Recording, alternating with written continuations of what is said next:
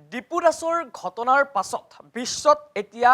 বাংলাদেশ এক প্ৰকাৰে একাষৰীয়া হ'বলৈ গৈ আছে। কিন্তু তাৰ মাজতে আহিছে এটা ডাঙৰ খবৰ আৰু সম্পূৰ্ণ এতিয়া উলট-পালট হ'ব পাৰে বাংলাদেশ। কাৰণ 17 বছৰৰ পাছত বাংলাদেশলৈ উভতিল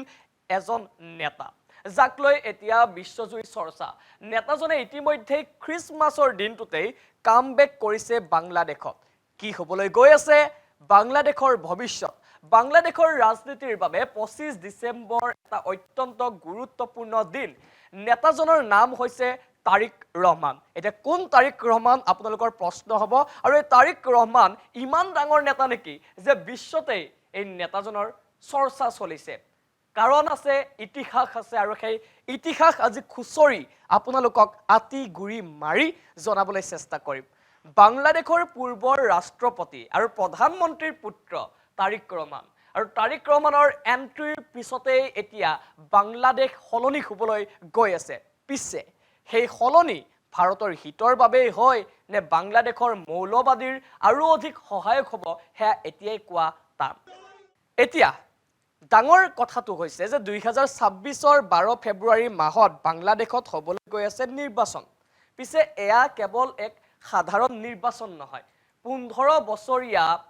অপশাসনক সেইদিনা জলাঞ্জলি দিয়া হ'ব বুলি এতিয়া বাংলাদেশত চৰ্চা চলিছে। পিছে ভাৰতৰ বাবে ডাঙৰ কথাটো সেইটো নহয়। ভাৰতৰ বাবে চিন্তাৰ কাৰণ এইটোৱে যে নতুন চৰকাৰে ভাৰতক শত্ৰু ৰাষ্ট্ৰ বুলি জ্ঞান কৰিব নেকি? আৰু এই শ্লোগানে নিৰ্বাচনৰ পূৰ্বে এতিয়া বাংলাদেশত অধিক জোৰ পাইছে। যিমানেই নিৰ্বাচনৰ দিন চমু চাপিছে, সিমানেই হত্যা হিংসাও বাঢ়ি গৈছে বাংলাদেশত। বাংলাদেশৰ নিৰ্বাচনৰ ফলাফলো বৰ বেলেগ ধৰণৰ। ইয়াত যিয়ে নিৰ্বাচনত জয়লাভ কৰে সেই দলে চৰকাৰ ঠিকেই বনায়, কিন্তু আটাইতকৈ ডাঙৰ আৰু ইণ্টাৰেষ্টিং কথাটো এইটো যে যিটো দল পৰাজিত হয় সেই দলৰ নেতাৰ লগত কি হয় তাৰ কোনো নিশ্চয়তা নাই। যিকোনো ঘটনা ঘটিব পাৰে বাংলাদেশত পৰাজিত দলটোৰ সৈতে অথবা পৰাজিত দলৰ নেতাৰ সৈতে। এয়া বাংলাদেশৰ ইতিহাস। আপোনালোকক মই সেই ইতিহাস সন্দৰ্ভতো জনাম, ডিটেইলছত আপোনালোকক জনাবলৈ চেষ্টা কৰিম। সেই পৰাজিত দলৰ নেতাই কেতিয়াবা জেল যাব পাৰে, দেশ এৰি পলাবলগীয়া হ'ব পাৰে, আনকি জীৱন পৰ্যন্ত হেৰুৱাবলগীয়া হ'ব পাৰে বা হৈছে। পূৰ্বেও ইতিহাসত এই ধৰণৰ ঘটনা হৈছে। 1975ৰ কথা পাতিছোঁ। 1975ত শ্বেখ হাছিনাৰ পিতৃ মুজিবুৰ ৰহমানক হত্যা কৰা হৈছিল। তেওঁ আছিল স্বাধীন বাংলাদেশৰ প্ৰথমগৰাকী প্ৰধানমন্ত্ৰী, কিন্তু তেওঁৰ শাসনকালত বাংলাদেশ ফুপুলা হৈ পৰিছিল।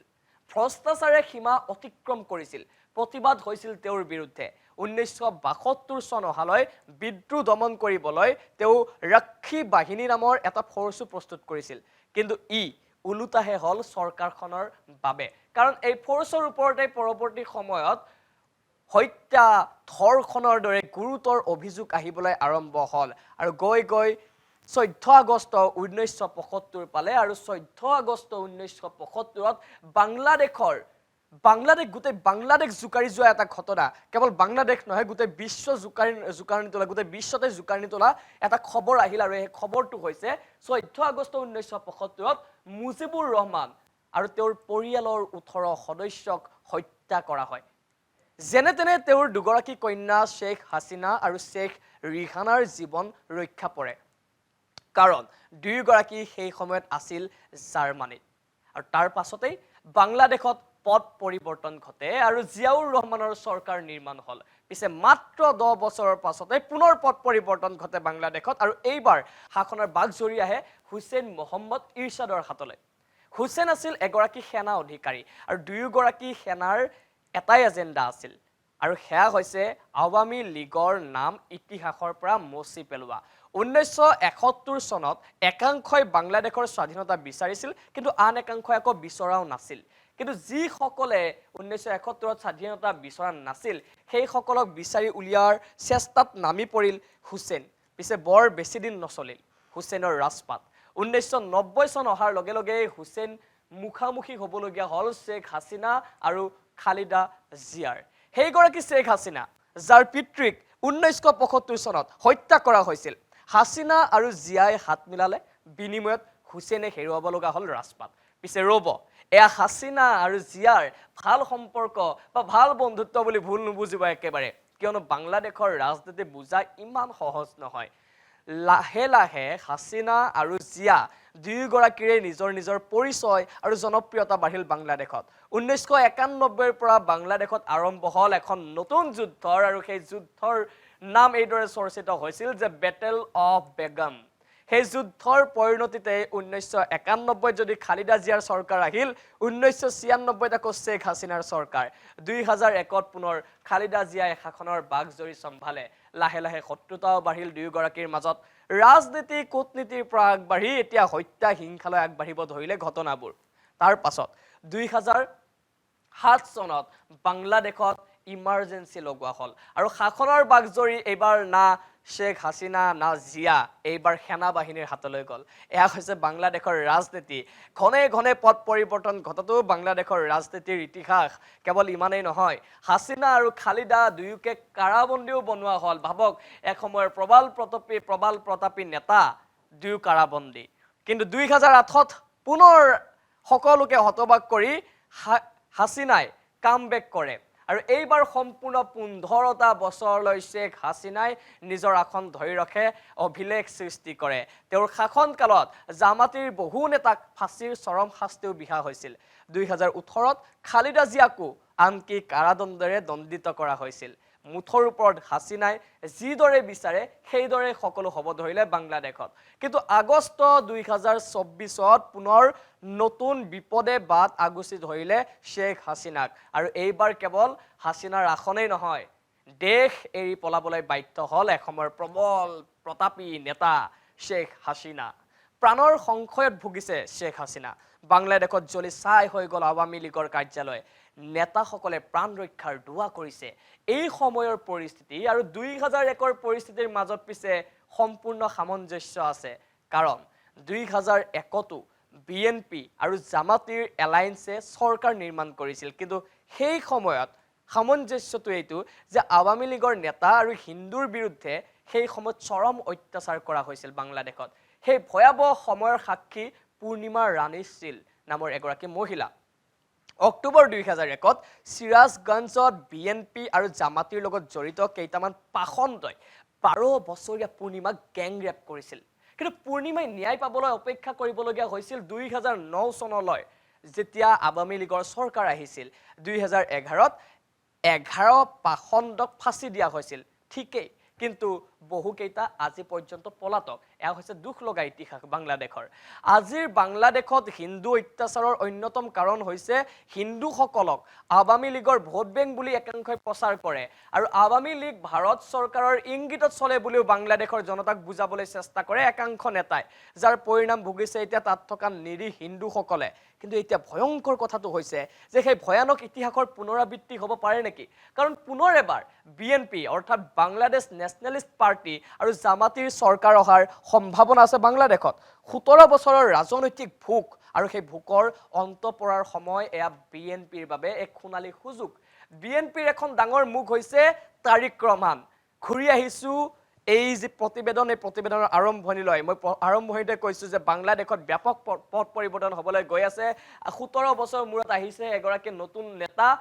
নতুন মানে পুৰণি কিন্তু নতুনকৈ পুনৰ এন্ট্ৰি মাৰিছে বাংলাদেশৰ ৰাজনীতিত আৰু সেইজনে হৈছে বিএনপিৰ এখন ডাঙৰ মুখ তাৰিক ৰহমানৰ পৰিচয় বহুত ডাঙৰ বাংলাদেশৰ দৃষ্টিকোণেৰে কাৰণ তেওঁৰ পিতৃ জিয়াউৰ ৰহমান বাংলাদেশৰ প্ৰাক্তন ৰাষ্ট্ৰপতি আনহাতে আকৌ তেওঁৰ মাতৃ খালিদা জিয়া প্ৰাক্তন প্ৰধানমন্ত্ৰী আছিল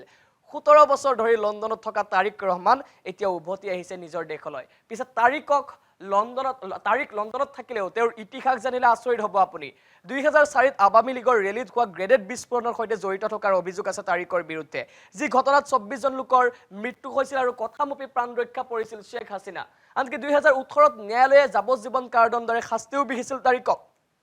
2001ৰ পৰা 2006 লৈ খালিদা জিয়াৰ চৰকাৰৰ সময়ত দুৰ্নীতি ভ্ৰষ্টাচাৰৰ সীমা চেৰাইছিল বুলি অভিযোগ আছে তাৰিকৰ বিৰুদ্ধে দ্য ডাৰ্ক প্ৰিন্স বুলি চৰ্চা চলে তাৰিকৰ বিৰুদ্ধে 2007ত তাৰিকক গ্ৰেপ্তাৰো কৰা হৈছিল কিন্তু আৰক্ষীৰ জিম্মাত মাৰধৰ কৰাৰ অভিযোগ তুলিছিল তাৰিকে যাৰ ফলত তেওঁ অসুস্থ হৈ পৰা বুলি কৈছিল আৰু চিকিৎসাৰ অজুহাত দি লণ্ডনলৈ গৈ আৰু কেতিয়াও উভতি নাহিল কিন্তু হাছিনা চৰকাৰৰ পতনৰ লগে লগে যেন তাৰিক পুনৰ মুক্ত হ'ল তাৰিকৰ বিৰুদ্ধে থকা সকলো গোচৰ উঠাই লোৱা হ'ল আৰু লগে লগে উভতি আহিব বুলি নিজ মুখেৰে ঘোষণা কৰিছিল আৰু আজি খ্ৰীষ্টমাছৰ দিনটোতে উভতিল তাৰিক লক্ষ লক্ষ মানুহে আদৰিলে তাৰিকক এয়া কিহৰ ইংগিত এইখিনি সময়ত গুৰুত্বপূৰ্ণ হৈ পৰে যে ভাৰত সন্দৰ্ভত তাৰিকৰ স্থিতি কি ভাৰতৰ সৈতে একেলগেই কাম কৰাৰ ইচ্ছা প্ৰকাশ কৰিছে তাৰিক ৰহমানে অৱশ্যে 2026ৰ বাবে একেবাৰে পথ মসৃণো নহয় তাৰিকৰ বাবে কাৰণ সন্মুখত দুই নতুন শক্তি এফালে এনচিপি আনফালে জামাতে ইছলাম ফেব্ৰুৱাৰী 2025ত এনচিপিৰ জন্ম হাছিনা চৰকাৰৰ বিৰুদ্ধে হোৱা বিদ্ৰোহৰ গুৰি ধৰোতা নেতা আছিল এনচিপিৰ নাহিদ ইছলাম আখতাৰ হুছেইন তেওঁলোকে বিচাৰে এখন নতুন সংবিধান নতুন বাংলাদেশ এতিয়া প্ৰশ্ন হয় বাংলাদেশৰ নতুন প্ৰধানমন্ত্ৰী কোন হ'ব তাৰিক ৰহমান হ'ব নেকি নতুন মুখ পুনৰ বিএনপি শাসনলৈ আহিলে ভ্ৰষ্টাচাৰ দুৰ্নীতিৰ সেই ভয়ংকৰ সময় ঘূৰি আহিব নেকি হলনি হ'ব নেকি সংবিধান বিএনপিয়ে বিচাৰে পুনৰ এবাৰ বাংলাদেশৰ শাসন আনফালে আকৌ জামাতে ইছলামে নিজৰ ধাৰ্মিক এজেণ্ডা পূৰণ কৰিব বিচাৰে আনহাতে আকৌ এনচিপি নেশ্যনেল চিটিজেন পাৰ্টিও ৰৈ আছে সুযোগ গ্ৰহণৰ বাবে এয়া হৈছে বাংলাদেশৰ শেহতীয়া ৰাজনীতিৰ কথা বৃহৎ ৰাজনৈতিক পথ পৰিৱৰ্তনৰ দিশে বাংলাদেশ 17 বছৰৰ মূৰত ঢাকালৈ উভতিল ভাবি প্ৰধানমন্ত্ৰী ছাত্ৰ আন্দোলনৰ নেতা ওছমান হাদিক আততায়ীয়ে গুলিয়াই হত্যা কৰা ঘটনাক লৈ সূত্ৰপাত ঘটা অগ্নিগৰ্ভ পৰিস্থিতিৰ মাজতে বৃহস্পতিবাৰে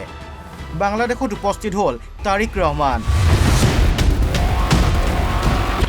পত্নী আৰু জীয়ৰীক লগত লৈ তাৰিক ৰহমানে স্বভূমিত ভৰি থোৱাৰ খবৰে এতিয়া জোকাৰণি তুলিছে সমগ্ৰ এছিয়া মহাদেশৰ ৰাজনীতিত সাময়িকভাৱে হিংসা পাহৰি বাংলাদেশৰ পৰৱৰ্তী প্ৰধানমন্ত্ৰী ৰূপে চৰ্চিত তাৰিক ৰহমানক আদৰিবলৈ এইদৰে ওলাই আহিল লাখ লাখ লোক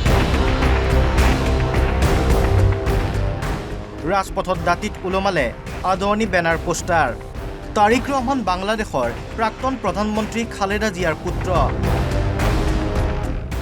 বাংলাদেশ নেশ্যনেলিষ্ট পাৰ্টিৰ কাৰ্যকৰী সভাপতিৰ দায়িত্বত আছে তাৰিক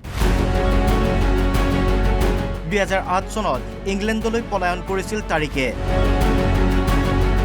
তাৰিকৰ বিৰুদ্ধে আছিল দুৰ্নীতি হত্যাৰ ষড়যন্ত্ৰৰ দৰে অভিযোগ প্ৰাক্তন প্ৰধানমন্ত্ৰী শ্বেইখ হাছিনাৰ বিৰুদ্ধে হত্যাৰ ষড়যন্ত্ৰৰ অভিযোগ আছিল তাৰিকৰ বিৰুদ্ধে সেই 2008 চনত হাছিনাই নিৰ্বাচনত জয়লাভ কৰাৰ পিছতেই গ্ৰেপ্তাৰৰ ভয়ত পলায়ন কৰিছিল সেই সময়ৰে পৰা ইংলেণ্ডতে বসবাস কৰি থাকিলেও মাতৃ খালেদা জিয়াৰ দুৰাৰোগ্য ৰোগত আক্ৰান্ত হোৱাৰ বাবে বিএনপি দলৰ আটাইতকৈ গুৰুত্বপূৰ্ণ নেতা হৈ পৰিছিল তাৰিক সেই আজি তাৰিক ৰহমান উভতি অহাৰ লগে লগে উৎসাহিত হৈ পৰিছে এসময়ত শাসনত থকা দলটোৰ সমৰ্থকসকল বিএনপি সমৰ্থকৰ বাবে এয়া কেৱল তাৰিক ৰহমানৰ উভতি অহাৰ খবৰ নহয় তাৰিকৰ নেতৃত্বত দুটা দশকৰ পিছত পুনৰ শাসকীয় দল হোৱাৰ সপোন দেখিছে বিএনপি সমৰ্থকে বিদেশত থাকোঁতেই তাৰিকৰ বিৰুদ্ধে থকা সকলো গোচৰ প্ৰত্যাহাৰ কৰিছে মহম্মদ ইউনুছৰ চৰকাৰে কাজেই আৰু মাত্ৰ 50 দিনৰ পিছত দেশখনত অনুষ্ঠিত হ'বলগীয়া সাধাৰণ নিৰ্বাচনত প্ৰধানমন্ত্ৰীৰ প্ৰাৰ্থীৰূপে তাৰিক অৱতীৰ্ণ হোৱাটো খাটাং হৈ পৰিছে আৰু নিৰ্বাচনত অৱতীৰ্ণ হ'লেই বাংলাদেশ নেশ্যনেলিষ্ট পাৰ্টিয়ে বৃহৎ বিজয় সাব্যস্ত কৰিব বুলি নিশ্চিত হৈছে ৰাজনৈতিক বিশ্লেষকসকল বাংলাদেশত এই মুহূৰ্তত বিএনপিৰ সমান শক্তিশালী দল নাই শ্বেইখ হাছিনাৰ দল আৱামী লীগক নিষিদ্ধ কৰি থৈছে ইউনিছ চৰকাৰে হাদিক হত্যা কৰাৰ পিছত শক্তিহীন হ'ল ছাত্ৰ শক্তি দেশী বিদেশী বিভিন্ন সংস্থা আৰু সংবাদ গোষ্ঠীয়ে চলোৱা সমীক্ষাত পোহৰলৈ অহা পৰিসংখ্যাটো স্পষ্ট হৈছে এই মুহূৰ্তত চৰকাৰ গঠনৰ দৌৰত সবাতোকৈ শীৰ্ষত আছে বিএনপি প্ৰতিদ্বন্দ্বিতা হ'লে কেৱল জামাতে ইছলামী দলৰ সৈতে হ'ব পাৰে এই বুলি প্ৰকাশ পাইছে সমীক্ষাত এই ধৰণৰ পৰিৱৰ্তনৰ বতাহৰ মাজতে তাৰিক ৰহমানকে এতিয়া দেশখনৰ পৰৱৰ্তী প্ৰধানমন্ত্ৰী আখ্যা দিছে সকলোৱে তাৰিক প্ৰধানমন্ত্ৰী হ'লে ইউনুছৰ ক্ষমতা অটুট থকাৰ সম্ভাৱনা